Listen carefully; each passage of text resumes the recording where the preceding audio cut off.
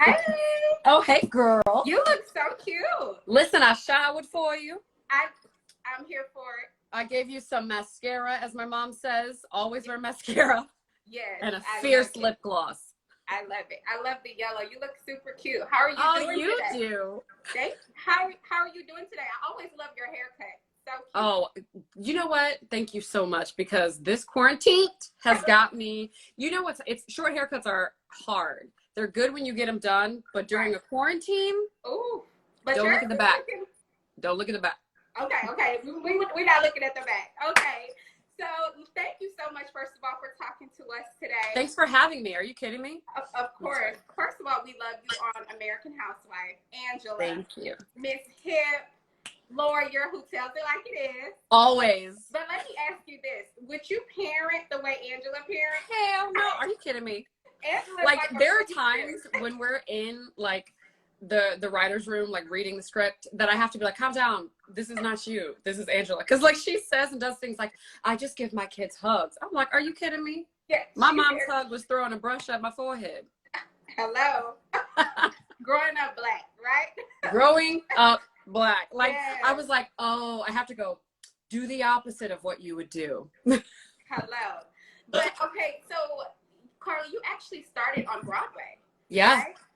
You starred in over 8 shows. Tell us a little bit about how. Oh my God. I love from Broadway to now being on TV. You were in Chicago, Pippin. I was. Yes. Yeah. I mean, theater is my heart and my home, because growing up, you know, we didn't get to see a lot of theater. I didn't grow up that way. I actually never saw a Broadway show until I was in high school, but I would rent VHS tapes from the public library that had like Lena Horne and Stormy Weather and Singing in the Rain. And so I equated that to, that's what they did then. Right. Isn't that cool? And then by middle school, where, you know, you start to do school plays and stuff, I was like, oh, wait, Yeah. we still do this in real life. And then by high school, I was like, I could get paid for this. And so I did some research, and I was like, oh, this is how you go about it. And theater has always been my passion. So I steered that way first and ended up in New York. And thank God, because there is nothing like doing live theater, and there's nothing like being on a Broadway stage. Like for the rest of my life, there will be nothing like that. And it teaches you discipline. It teaches you all the elements. It's like, as a dancer, your basis is ballet. Right. I personally feel like as an actor, if your base is theater, you know everything you need to know. Does that make sense? Yeah, that makes sense. So learning all of that from choreography as a dancer, from the lines, like I can memorize a whole script overnight if I have to. I've had to before. Right. I don't recommend that, but I've had to. You know what I mean? Right. And so transitioning from doing Broadway and 8 shows a week and 2 shows a day and 1 day off and no vacations, coming to LA to a TV show where they're like, oh yeah, we don't film on the weekends. I initially was like, what does that mean? How do I do that? I was like, I can have brunch. So, Right. you know, and the lines, and then there's the cut and the action, and learning those sequences where it's like, oh, we're not doing this all full way through. It was a learning curve, but not in a negative way. It was a learning switch up, if you will. Right. Right. But taking everything from theater, everything they threw at me, I was like, yeah, sure, piece of cake. Do you feel like it prepared you in a way for TV, being on Broadway? Yes. Yeah. Yeah. Because, you know, on stage you get one shot, as Eminem says, Yeah. and you don't get a do-over. So my mentality always is, this is the take. Right. And it even took me, like, we're ending season 4 now, going into season 5. So it's like, it took me still 4 seasons to be like, wait, I'm full out from the whole time, right? Right. I mean, but you're perfect. Your comedic timing is bomb. I love you. No, love you. We all do. And then also, Carly, so when you auditioned for this role, you were on Broadway. Baby. Like running from, you know, show to show. And I think I remember you saying that they asked you, do you want to do it over? And you was like, I don't have time. I love that about you, because you were committed to what you were already doing, although you were auditioning. Did you feel nervous at all that you would get the role, or did you just kind of go on about You know what? business? Another thing Broadway and auditioning for live theater taught me is that, for me, and it takes a long time to get there, for everyone's different, but I audition, I do what I do. This is what I have to offer that no one else can. Right. You know, and then if you want me, great. If not, I still got to go do 800 other auditions and this job tonight, or this show tonight, or this gig.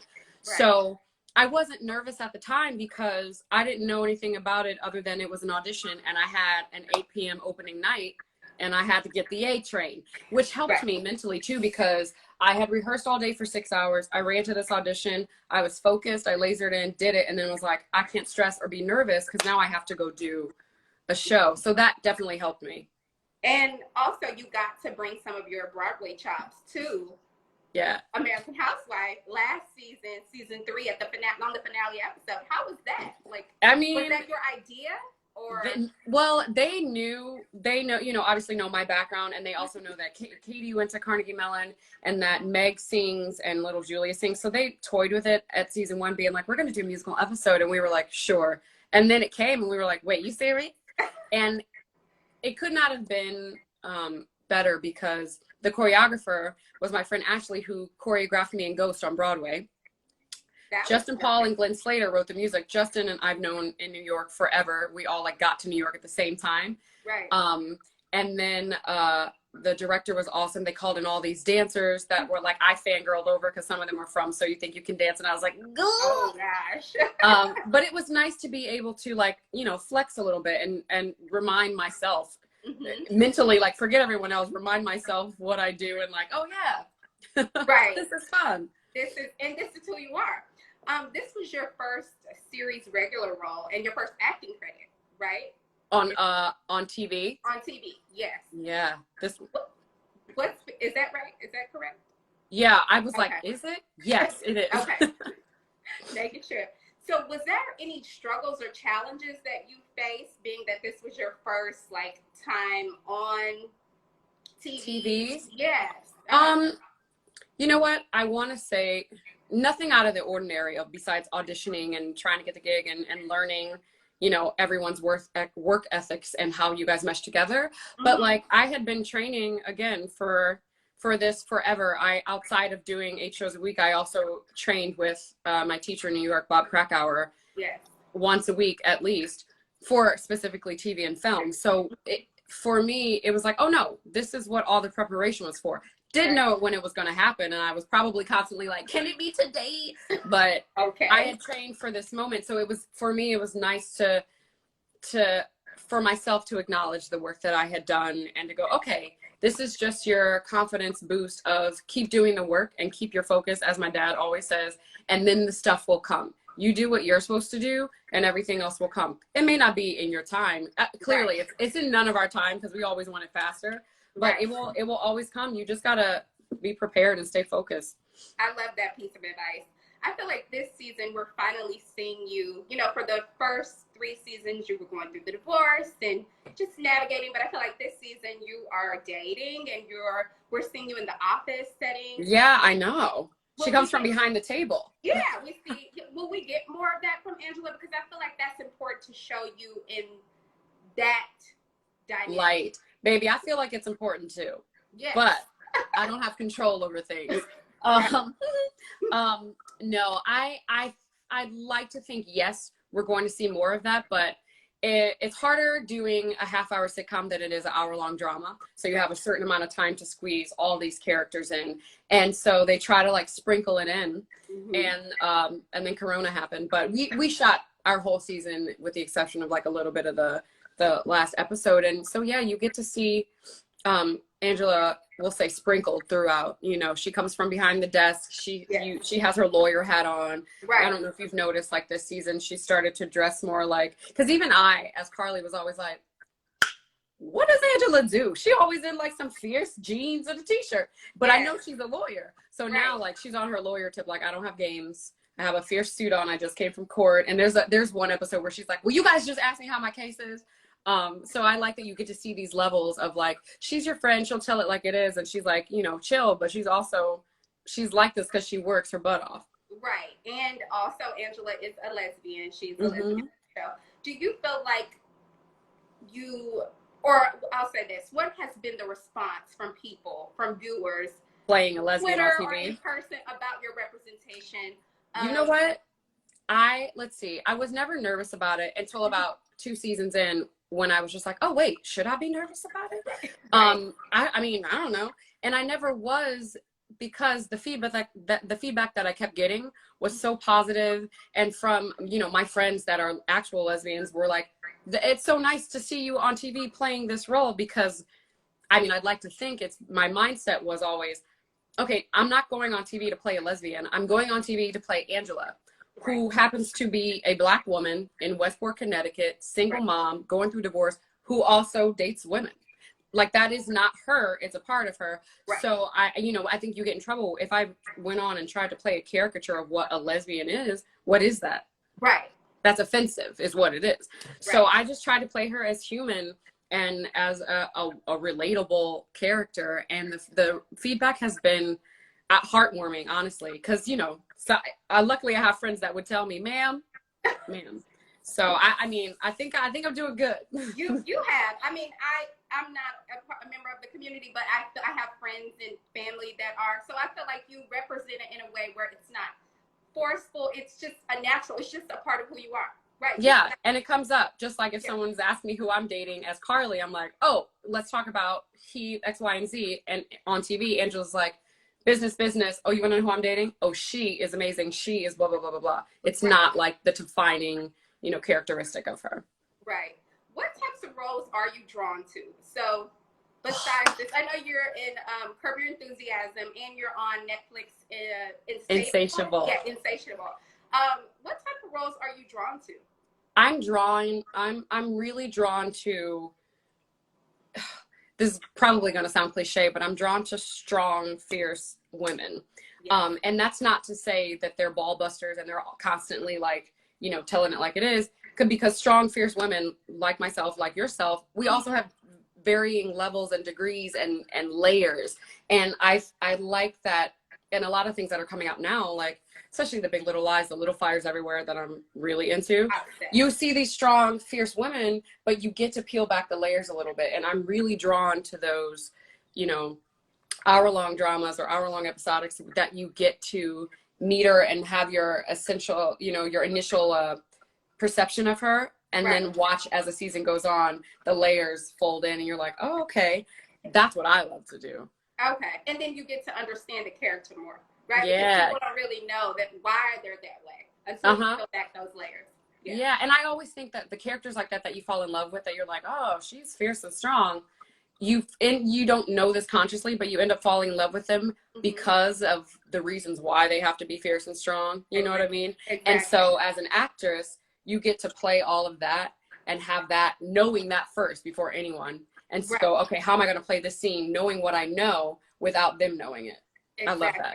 I love that. My favorite part of the show is Second Breakfast. I mean, look, I mean, because we can all relate, especially women, like, especially now with quarantine, we're ready for second breakfast, okay? Second breakfast, give me a Zoom, give me a FaceTime. I'm ready, okay? Why do you think that part of the show is so important? Because I feel like that's the moment when when you girls are able to just like, okay, be yourself. Talk, be yourself, let it all down and say, oh, I'm a mess, and you guys give your opinions or whatever. Yeah. Why is that so important to show on your show? I think it's so important because, like you just said, we as women, I mean, men do this too, but women just happen to do it more. Right. It's something that we do all the time.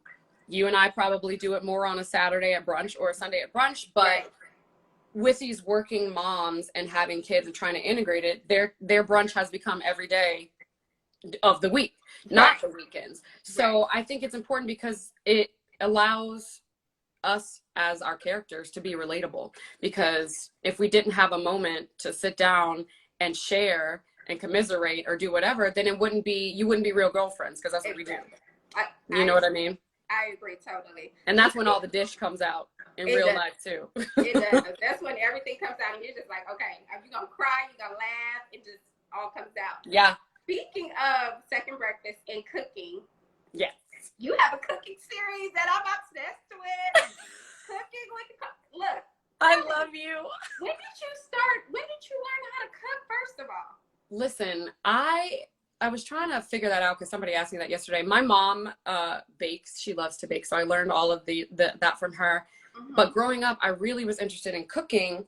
And my mom was a single mom for a while, so she was always busy. And then as we got older, she'd be like, okay, here's some hamburger meat in the fridge. You got to make you and brother hamburgers. Now, at the time, they was probably hockey pucks, but I learned, and I watched Food Network starting in like high school all through college, like it was cartoons, because I would turn it on and be on all day, and I would just be like, oh, I found it interesting, the chopping, the ingredients, the putting together a recipe. And so I would consciously and unconsciously learn the methods and experiment with recipes and go, okay, well, I don't think this is gross, but it's not how I would make it. And then start going little by little, how would I make it? And then go, okay, well, I can make up my own thing now. And so now as an adult, I do it all the time. I love entertaining for people. I love cooking Thanksgiving dinners for a huge party and things like that. So, you know, with the quarantine. You're a whole chef. A whole chef. I love you. You know what I mean? I mean, I was like, oh my God, can I get lessons? My friend was like, I didn't know you could freeze onions. And I was like, baby. Peanut butter. What the heck? And then the pan-fried meatloaf. The personal pan meatloaves, the turkey meatloaves. And the donuts with Grand's biscuits. That was like, the donuts are the devil, because I had a huge thing of biscuits and I ate all the donuts. And the other day I used croissant dough instead of biscuit dough and made pretzels in the air fryer. I can't keep doing it. Quarantine needs to end soon because I'm going to be quarantined. What's your favorite dish to cook in quarantine? I mean, luckily, knock on wood, all of them have been amazing. Like my mom the other day was like, well, how do you know you're going to try them before you do? I was like, it's a pandemic. I don't have extra supplies to be doing a test kitchen for cooking with Carly. So what you see is I cook everything live. So if I don't like something, this face ain't gonna hide it. It's gonna be like, don't make that. So I've enjoyed cooking all of it, but one of my favorites of all times is my Greek turkey burger. I started doing it in New York, the loaded Greek turkey burger, and during quarantine, I had some sauteed kale that I put in. I'm like, this is gonna be forever. They're so good. I love biting into a juicy turkey burger that's not dry with the feta and all the spices in there. What do you want to have a show? I feel like you want to be on the Food Network with this stuff. I mean, I would love to have my own show. I mean, I would love to host. I would also love to cook, you know, and do, but I would love to do what I do with Cooking with Carly and have it be accessible meals, because not that all the other recipes, it's not that all the other recipes aren't accessible, but when you see something where you're like, okay, I can make this, and I know they have this at Trader Joe's, they have this at Ralph's, this is already made, but I only have to make this part.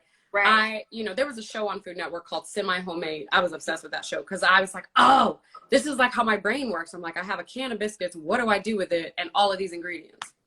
Oh my gosh. I'm obsessed with your cooking, so I need a lesson if you can. Okay. I think everybody would benefit from your cooking skills. I love you. Yes.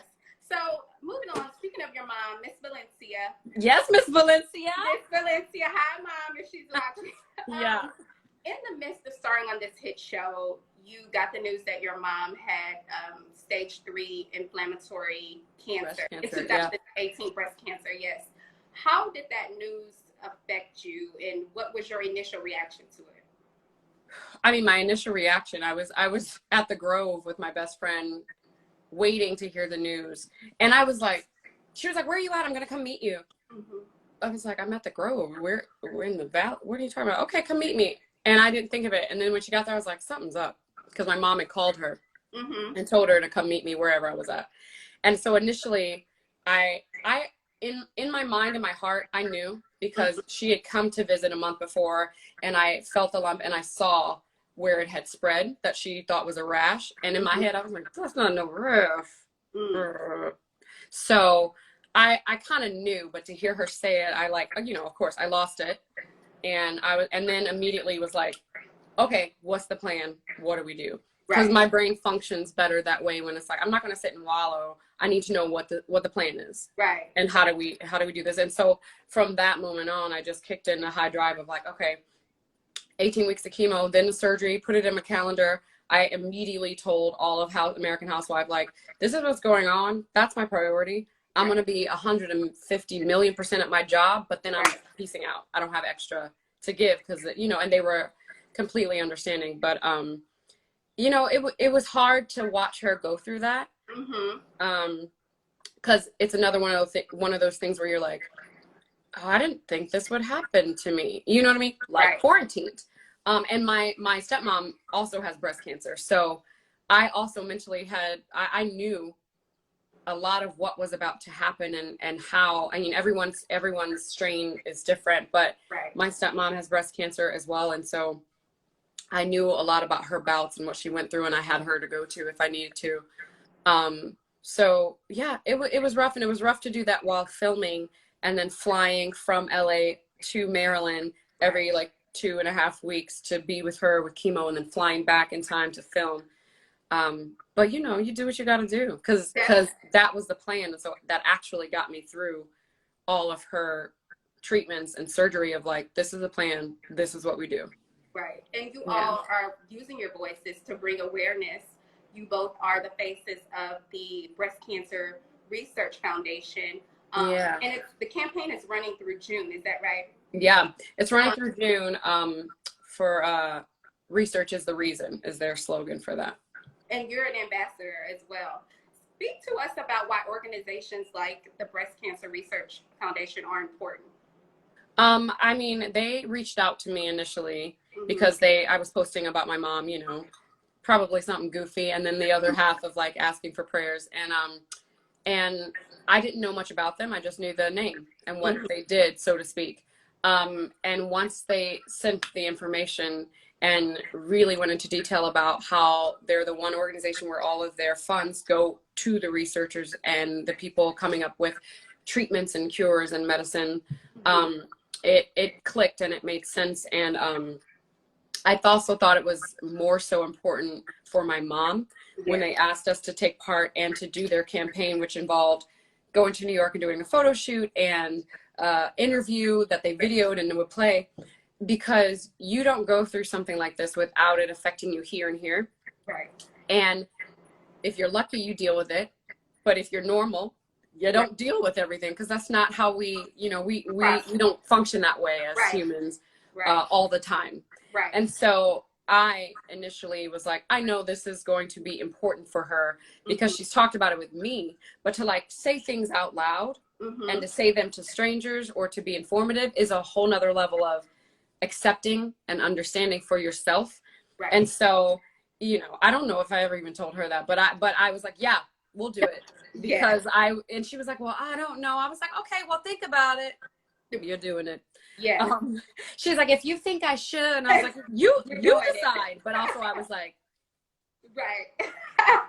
And Carly, why is it important for women to advocate for their health? I mean, because you said that you noticed that on your mom's breast prior to a lot of women a year ago. I mean, not a year ago, 2 years ago now, but a year before she was diagnosed. Right. She went to the doctor and said, I have a lump. And the doctor was like, oh yeah, that's a lump. Hello? You're supposed to biopsy it. Right. So part of the reason I teamed up with BCRF is because it's a hugely important as women, as brown women in this country, but also as women throughout the trajectory and the history of America. You know your body, especially a female body. Yeah. It's nice that you have doctors that are trained in it. Love it. But you know your body. Right. So if you're waking up and you're like, something's off on the inside, but I don't know how to describe it, that means something's off. Right.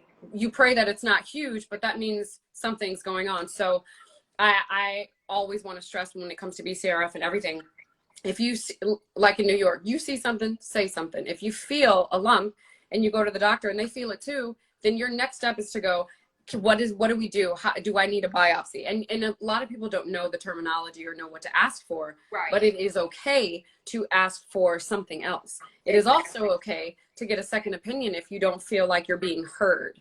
And I don't think we have that knowledge or support as women to go without feeling bad of like, okay, thank you for that, but I'm going to go ask this person. It is okay to do that. Right. Because oftentimes you'll feel like, am I asking for too much? Am I being too aggressive? So, or I don't want to be a bother, or I don't want to, she said it's nothing. And like, you know, my mom wanted to trust her doctor, and the doctor was like, oh, okay. Right. You gotta get another opinion. And, you know, you don't always want to do that, but I feel like also in this day and age, if we've learned nothing from what we're going through now with Corona, yes, if you feel off, you're off. Right. If you go, okay, I know she said it was this, but I still feel weird. I need to ask her again or ask someone else. Do it. High five, sister. Boop. Boop. And mom is doing fine, right? Mom is great. She's home. She healed from her surgery, all her treatments, radiation, chemo. She had a little scare in October because they removed a piece of skin from the double mastectomy, and it didn't heal correctly and caused an infection. Ended up in the hospital, but she is healed, doing well, healthy, walking 4 miles a day in the Ronta. So yeah, stay at home, mama. I know. I'm like, stay your butt at home. Okay. What projects do you have coming up after quarantine? You need to have a cooking show coming up. That's what you need to do. I have my Cooking with Carly. Cooking with Carly. Yeah, on TV though. I know. I would love to. I actually would love. I know what I want to do now from this being in my house alone for 35 plus days. I want to do a cookbook with all of the quarantine recipes because by the end of this, I'll have 30 at least. Totally see that. I don't even know how many I have now. It's hard to answer that question because everything I had coming up got canceled because of Corona. So, you know, I had 2 gigs in New York and one at Kennedy Center, and I was going to do a Christmas album while I was in New York because my band and my fam is there, but I'm not in New York anymore. So I'm going to try to, you know, I'm positive. It is what it is. I'm not dwelling on what happened, but I'm just going to, you know, focus on maybe like writing the actual recipes down that I thought of in my head. So at least that's one step so that when it comes to, you know, the fall and I have an opportunity, I will have at least my stuff together. So I can work towards that now. And then when other jobs come up or if the ones that I lost come back, then I can be like, okay, we're here. But, you know. Write those recipes because I need them. You're like, because I need the donuts. I need them. Carly, thank you so much for talking to us. Before we go, the show has a new time slot on Wednesdays. Wednesdays at 9 p.m. We took that Modern Family slot. Is that going to be through the finale? Yeah. Okay. So from here on out, we'll be in that time slot. Yeah. Love it. Love it. So you guys make sure you watch next week. It'll be a new episode, right? Because Wednesday, we just yeah. So you guys make sure you watch and check out your Instagram for recipes. Y'all Carly Hughes. Get some recipes. I do it about like twice a week, but when I'm not doing that, I'm being a goofball or doing face masks. We love you, Carly. I love you so much. Thank you. Tell your mom I said hello and all the blessings to you both. I will. Thank you. You too. Thank you so much. Bye. Bye. See you later.